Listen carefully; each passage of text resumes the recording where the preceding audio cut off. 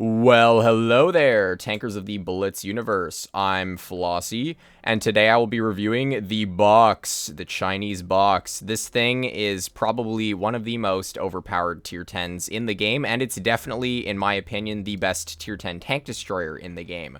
Why is that? Well, first of all, for whatever reason, Wargaming, every time they rebalance tier 10 or buff tier 10s in general, they keep buffing this tank specifically, and they haven't really nerfed it in a long time. So they keep adding and adding and adding more consumables and provisions to this thing, and they're basically just overcooking it at this point. This tank is absolutely overcooked. Like, Chef Ramsay would be super proud of Wargaming for this a masterpiece right here. And we're going to get more into that a little bit later, but first, let's break into the tank stats to see why it's so overpowered. So first off, looking at its gun, it deals 640 damage on its standard shells, 550 on the heat, and 960 on the HE. So that's pretty nice damage right there. As for the penetration, it's 292 on the standard, 402 on the premium, and 99 on the HE.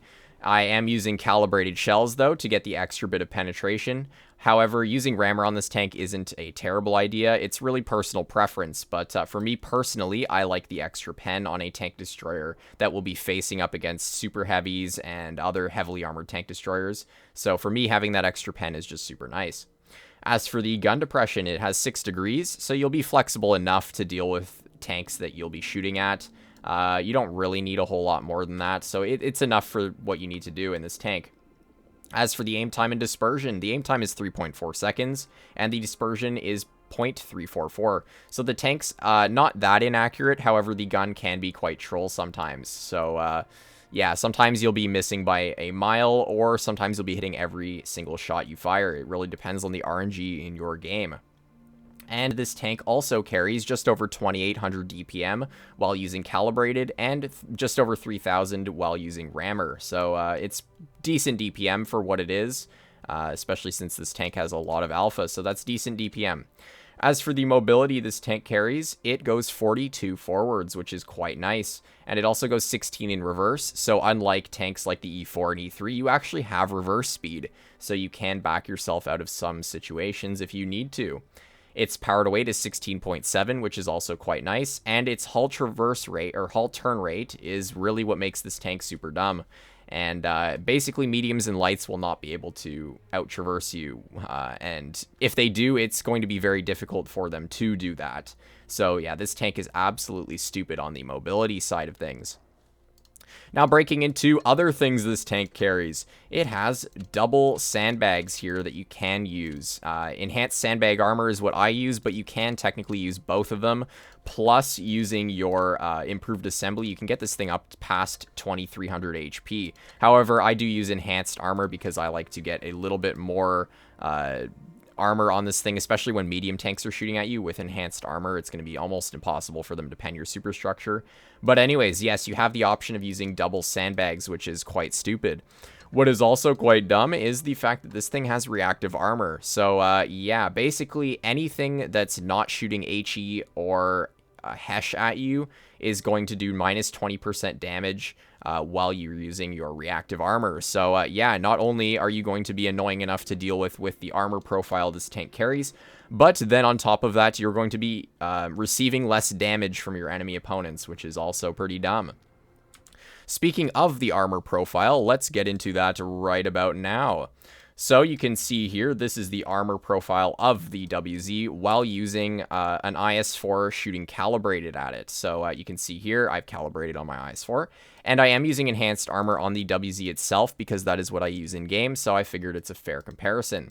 So you can see here, while using AP on an IS-4 shooting at this tank, yes, it looks like a tomato, like a literal tomato. Look at the superstructure on this tank. It's upwards of 350 in some areas, and that upper plate, sorry, is really, really strong altogether, even on flat ground. This is, again, on flat ground here. The only real weak spot is that big lower plate, which is where the majority of people are going to try and aim. And you can see here, even at this kind of angle, look at how much you can angle this tank before people can start to pen your sides here and your tracks. Like, this is stupid. Look at how much you can angle this thing. And yeah, while using gun depression, again, like 6 degrees of gun depression, this tank superstructure is like 370 in some areas. It's really, really, really strong. And good luck penning this thing while it's playing with its gun depression. Now, the hatch is another weak spot that you can't shoot at, but for the majority of players, they're going to be aiming for your lower plate because this is a very difficult spot to hit.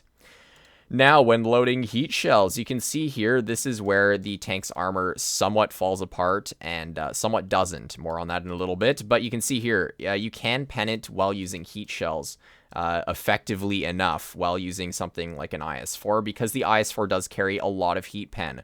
However, if you're in a medium tank, good luck penning these areas with your premium ammo because you can see here, it's 344, 340 with heat, and most medium tanks just don't even have that pen to deal with you.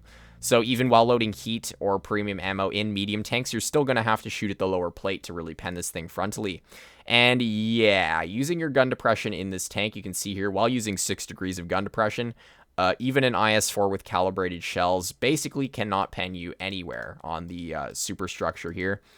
And it's just absolutely stupid. Like, this thing has so much armor, and the hatch is gone. There's no hatch anymore. So, yeah, good luck penning this thing.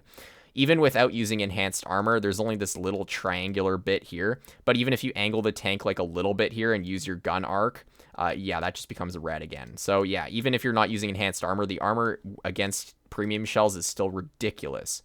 As for the rear armor, though, it's okay. It's 76, but for the majority of tanks with higher pen HE, they're going to be ripping you apart if they get to your rear, so watch out for that, and use your good traverse speed to make sure that doesn't happen. So, enough of the armor profile and enough of the blabbing on about this tank's crazy stats. We'll get into some gameplay to actually show what it can do. So the main thing about this tank is its playstyle. So you don't really want to be playing this thing camping at the back in a TD bush. Now you can do that for certain battles, but the accuracy is really not all that great when you're sitting far away from your enemies. So you basically want to mid to front line in this tank. Play it sort of like a heavy tank that doesn't have a turret. That's sort of the playstyle of this thing, especially with the amount of HP it carries and the really stupid armor like I just showed you there. Like, you can play this thing pretty aggressive. And yeah, we're on Normandy for our first battle, so let's see what we can do. Yeah, up against us we have tanks like the Grill, the 50B, IS-7. So these tanks have, their pen is okay, but they will struggle to pen me, in fact. So yeah, right now I'm going to sit in this position right here, and I'm actually going to possibly blind shot this bush to see if that Grill is in there. Lots of people who play Grills and other tank destroyers that have no armor like to sit in that bush for whatever reason, and sometimes you can get blind shots into them early game. Now, I don't know what this Bat Chat is getting himself into, but it's not going to be very nice, and you can see there, oh my gosh, he's not using Spall Liner. GG's, Bat Chat, good job. You've officially lost 1,000 HP. And guess what he's going to do? Once he loses 1,000 HP, he's going to drive into the open and let me get another shell into him. Unfortunately, I didn't kill him. I low-rolled the shell. I technically could have used HE, but I kind of wanted to guarantee that pen. And luckily, our STB finishes him off. However, our STB is dealing with a lot of cancer over there, I will say. There's an E3 in front of him, and there's a M6Yo. Unfortunately, I misaimed that shell a little bit. I should have just aimed slightly more to the right, but oh well, it is what it is. And unfortunately, it does not pen him. Now, the Yo is going off to the right or left-hand side of our teammates, so what I'm going to do is try and deal with this E3. Unfortunately, the shell dunks into the ground, and you can see the accuracy on this tank is sometimes quite troll and a bit annoying at times, but there's only so much you can really do to counter that. However, you can see here the amazing pen on this tank. It would have enabled me to get a shell into his roof, but unfortunately my shell decides to go otherwise and not pen his roof. My shell decides otherwise, and it doesn't go through his roof. So that's unfortunate, but it is what it is. Now we see the Grill over here, and I'm hopefully going to get a 918 slapperoonie right into his turret there, which is, it made up for the misses on the E3 earlier, I'll tell you that.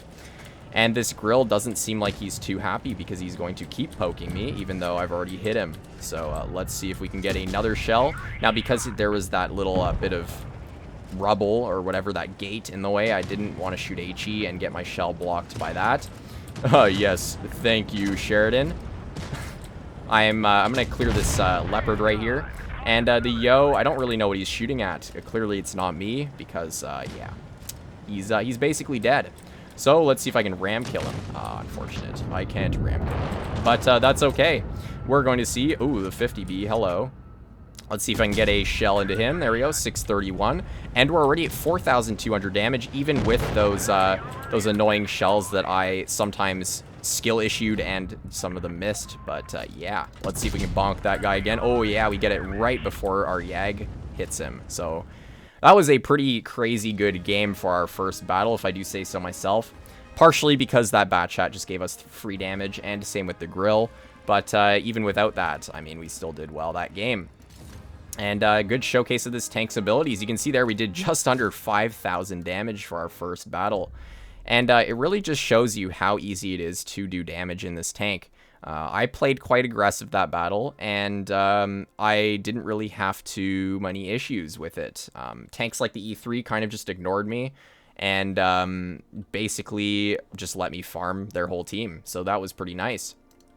And yeah, I mean, the gun, again, like, it can be troll. But when it needed to hit its HE shells, it did. So I'm thankful for that, at least. Yeah. Let's see what game number 2 has for us, though. And hopefully we load in soon enough. But knowing Wargaming, we might be here for a while, so I will skip. Oh, I won't be skipping. Never mind. I like how every time I say that, the Wargaming just gives me a game. But we're on Ghost Factory for our second battle. And the legendary camo on this tank is actually just amazing. It's 10 out of 10 legendary camo. You can see here, look at that beautiful fish on the side. And I also bought the bike attachment on the back of this tank for 4,000 gold. So yeah, totally worth it. Totally not wasting gold on this tank for no reason. I highly recommend you buy that bike attachment. It just makes the tank 10 times better, and it gives you more RNG confirmed with facts. Anyways, we are going to roll off towards heavy side because I saw the majority of our tanks started to turn towards heavy side. So I was like, yeah, no, I'm not dealing with tanks that are going the other direction from me going medium side. So I'm just going to go with them.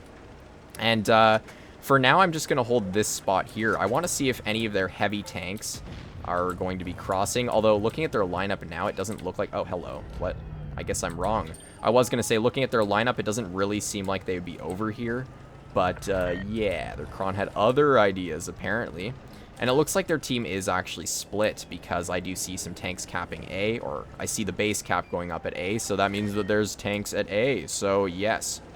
That was some great common sense right there. Seeing the base being capped at A means there's tanks in A. Yes, Flossie, good job there. You've deciphered the mystery. Anyways, we are going to push aggressively towards this Kron because I feel like he's by himself. Looking at the no camo Kron is usually a sign of player bad, player by himself. And you can see there, we get one bounce from the Kron. He's probably going to pen us again because we're not able to face hug him because his reverse speed is fast enough. And actually, it looks like, I don't even know what he's doing. He's kind of just ignoring us right now. So we do get the kill shot into the Kron. And right now, it's kind of even. Both teams have lost a tank, and I actually don't know who died. Ah, yes, our Yag died in the bush over there. Impressive stuff right there.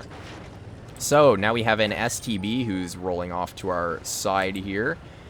And my plan is basically to hold this position here. I don't want to keep moving into their spawn because their team is going to be doing the same to our spawn. So I don't want to just give them the rear of my tank for free. So instead, I'm going to position myself right over here and see what I can shoot at next. So tanks like that 268 are pushing up really aggressive. And same with their E5. Hello, E5. How are you doing? I'm going to get a 621 damage shell into your lower plate. How does that sound? And actually, wow, our E100 hit a nice shell in the Badger, killing him, which is great. Now, our M60 is not doing too well, and I don't know why our E6 is backing into me right now. I kind of need to get around you, sir. Yeah, I don't know what that was all about. You can see here, there's an M60 in front of us, and we snap a shell right into his turret. Look at that juicer for 511. A little bit of a low roll, I will say, but now he's going to get bonked from his side as well. We're going to pop our reactive armor because I do not want to lose a ton of HP to this guy here. And actually, I'm not even going to really push him. Unfortunately, he did bait me there. I was trying to shoot at his rear, but he pulled forward last second, so I don't get the shell out. And that was kind of a waste of my reactive armor. But you can see here, look at the traverse speed on this thing. Like, he's not going to be getting around us anytime soon.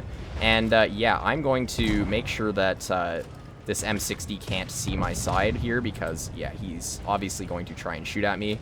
And I'm going to try and shoot at this STB's turret.